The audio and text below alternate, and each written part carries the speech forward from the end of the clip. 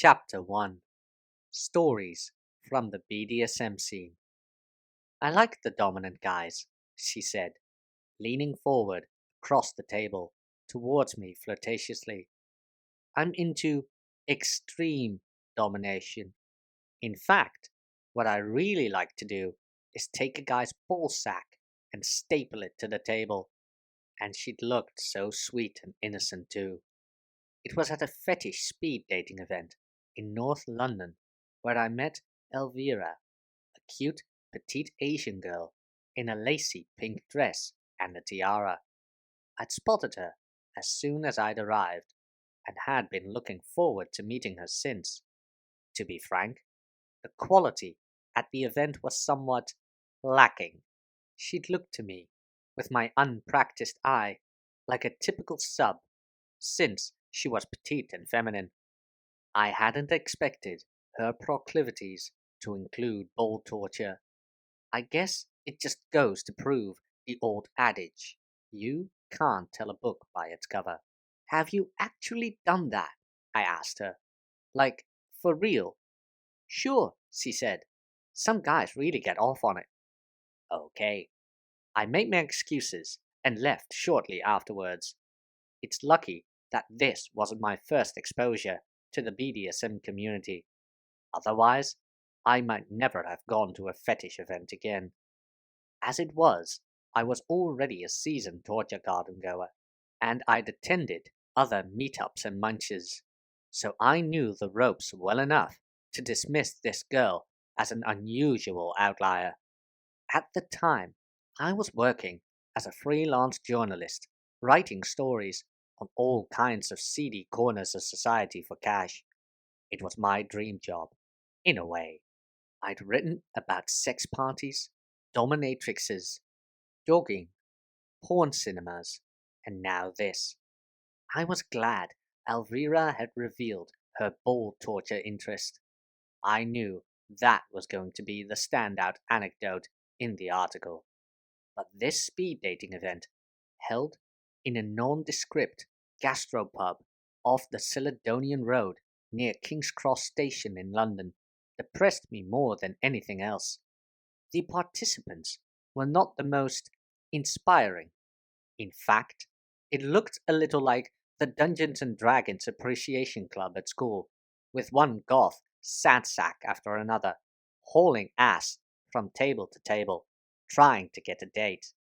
No doubt these were serious fetishists, with a broad and deep knowledge of BDSM play. For me, though, it was a disappointment. This was not what I had entered the scene for at all.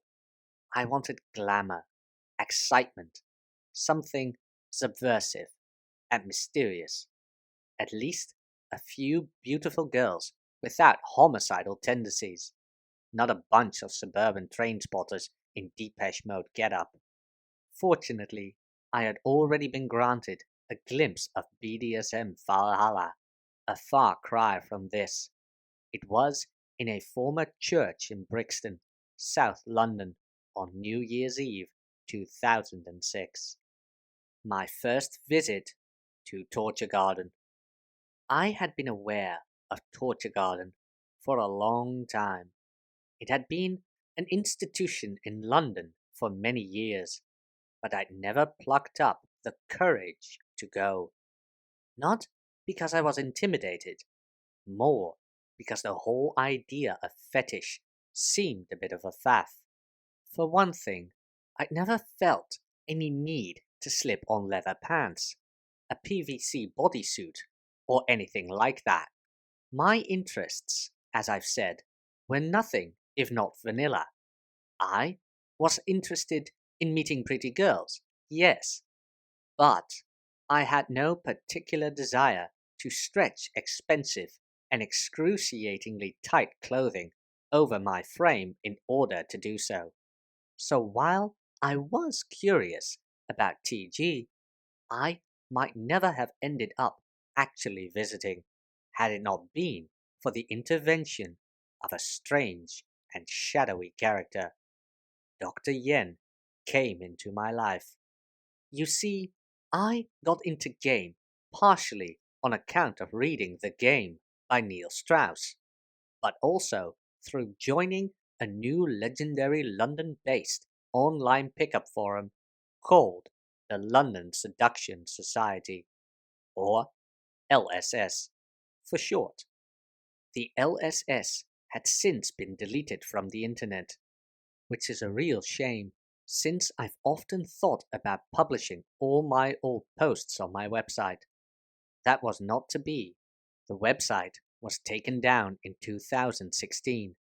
Nevertheless, its influence on my game, and indeed my life, is not to be underestimated. A great many luminaries of the pickup world, whose names you will no doubt recognize, were members of the LSS. Tom Torero, Robert Baxter. I was a regular contributor. At first, I was new to game, and so more of a leech than anything, asking experienced guys what best to do in this or that situation. But as I began to go out more, it became apparent that I had a knack for cold approach pickup. At that point, I began posting stories of successful approaches, and my lay reports, stories of when I'd had sex with a girl, became more and more consistent. It had been said by former members that the LSS became quite a nasty place towards the end. While I don't recall that, certainly there could be a degree of jealousy directed at you if you appeared to be doing well when other thirsty guys weren't. In spite of that, there were some great people on that forum, and I made many friends. Principal among these was Dr. Yen. Yen was Italian, a hungry young guy who'd been bitten by the game bug and was keen to get good fast. He was also a talented writer, and his posts and eye-popping stories from his past, documenting successes as well as failures, were full of detail and color. They brought the whole process of pickup to life in a way that was entertaining, amusing, and very human. I was drawn to Yen, but I forgot how we actually first made contact, or even when we first went out to do game together. Whenever it was, we did finally meet. I remember we hit it off immediately. Yen was a wiry man with a sharp dress sense and a wicked sense of humor. He told me about the vintage stores he went to and a huge out-of-town vintage warehouse that he used to visit to pick up his well-fitting coats and suits. We used to go out in Shoreditch to places like the bar that is now Blue's Kitchen on Curtain Road and try out different types of game, generally influenced by mystery method. We used to enjoy pulling flamboyant stunts and merging sets. One time, we pulled a stunt where we used my belt as a prop and got girls to walk beneath it as though they were doing the limbo. Later on, we got into entourage game together. This was a fashion in London for a time, taking advantage of the fact that some of the glitzier clubs would incentivize and even pay players to bring hot girls inside to sit at tables in the VIP section and drink overpriced champagne.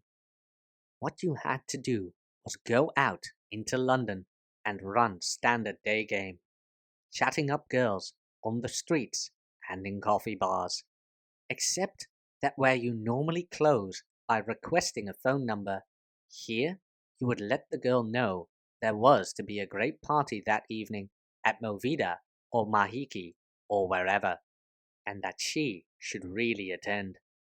Then you would arrive at the club with your 10 girls. The other guys on the team would also bring along 10, so there would sometimes be something like 40 or 50 girls sitting around in the VIP drinking obnoxious drinks and dancing to Usher. I recall an event with Dr. Yen in 2006. I brought my girls. He brought his. I was wearing a silver All Saints jumper.